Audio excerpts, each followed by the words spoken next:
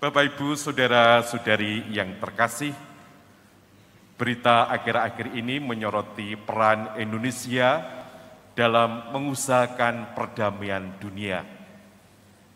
Kita merasa bangga sekaligus terharu melihat Presiden, Ibu Presiden, serta para pemimpin Indonesia lainnya di tengah-tengah gempuran perang berani mengunjungi negara-negara yang sedang berkonflik. Tentu saja butuh keberanian karena situasi konflik yang memanas. Saudara-saudari yang terkasih, memang misi perdamaian harus dijalankan ketika konflik memanas. Supaya apa? Supaya konflik atau perang itu dapat diredam dan dapat mengurangi dampak peperangan yang begitu menghancurkan. Bapak, Ibu, Saudara-saudari yang terkasih, Tuhan Yesus juga mengutus ke-70 murid untuk menjalankan misi untuk mewartakan kasih Tuhan.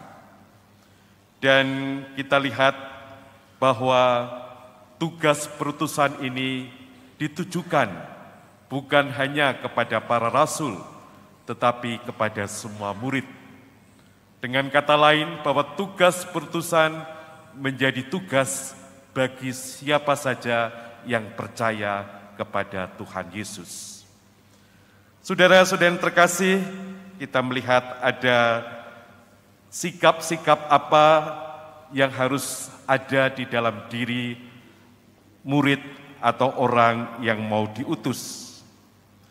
Yang pertama adalah sikap mau bekerja sama, mau saling menolong satu sama lain. Tadi di dalam bacaan Injil dikemukakan bahwa mereka diutus berdua-dua. Berdua-dua berarti mereka siap untuk bekerja sama satu dengan yang lain. Kemudian yang kedua, saudara-saudara yang terkasih, orang yang mau diutus adalah orang-orang yang siap menghadapi situasi yang sukar, situasi yang sulit, atau situasi yang membahayakan. Tadi dikatakan, aku mengutus kamu sebagai anak domba ke tengah serigala. Ini berarti orang harus siap untuk menghadapi situasi yang sukar atau sulit. Kemudian saudara-saudara yang terkasih, sebagai orang atau murid yang mau diutus, pertama-tama adalah mengandalkan kekuatan Tuhan.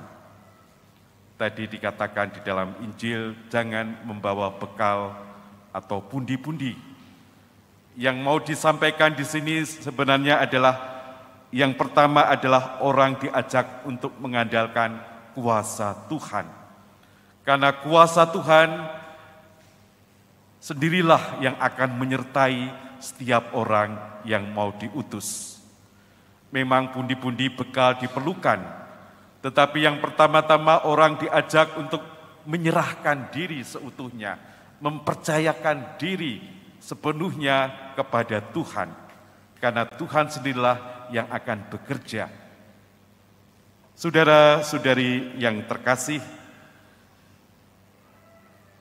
kita sebagai orang-orang yang sudah dibaptis, maka sebagai orang-orang yang sudah dibaptis, tentu saja kita tidak hanya cukup dibaptis, tetapi hendaknya menghidupi rahmat pembaptisan itu. Menghidupi rahmat pembaptisan berarti adalah siap untuk menjalankan tugas perutusan dimanapun kita berada, baik di dalam keluarga kita masing-masing, di dalam tempat kerja kita masing-masing, atau di tempat tinggal di sekeliling kita, dengan tetangga-tetangga kita, RT atau RW. Dimanapun kita berada, kita diajak untuk siap menjalankan tugas perutusan dari Tuhan sendiri. Kalau pada akhir misa ada rumusan. Saudara-saudari, pergilah mewartakan Injil Tuhan. Maka umat akan menjawab syukur kepada Allah. Ini berarti saudara-saudara yang terkasih, kita menghidupi perayaan Ekaristi, yaitu bahwa kita sudah bersatu dengan Tuhan yang hadir di dalam diri kita, bersatu dengan tubuh kita. Maka kita diajak untuk mau diutus mewartakan kasih Tuhan dimanapun kita berada.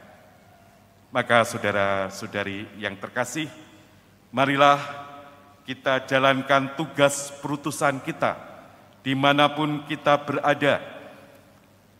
Kita melihat Santo Fransiskus Assisi dalam doanya, jadikanlah aku pembawa damai, dia merumuskan tugas perutusan itu.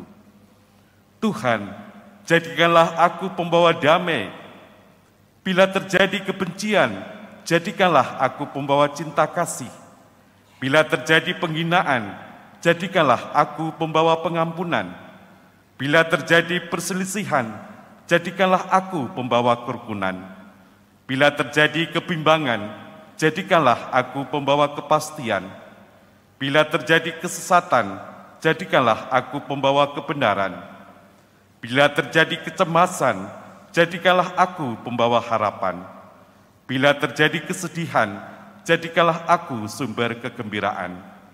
Bila terjadi kegelapan, jadikanlah aku pembawa terang. Tuhan, semoga aku lebih ingin menghibur daripada dihibur, memahami daripada dipahami, mencintai daripada dicintai. Sebab dengan memberi aku menerima, dengan mengampuni aku diampuni, dengan mati suci aku bangkit lagi untuk hidup selama-lamanya. Saudara-saudara yang terkasih, doa yang indah dari Santo Fransiskus Assisi ini memberikan kekuatan kepada kita untuk menjadi utusan Tuhan dimanapun kita berada. Jalan-jalan cari bubur untuk makan bersama teman, siap jalankan penuh syukur tugas utusan kasih Tuhan. Tuhan memberkati kita semuanya.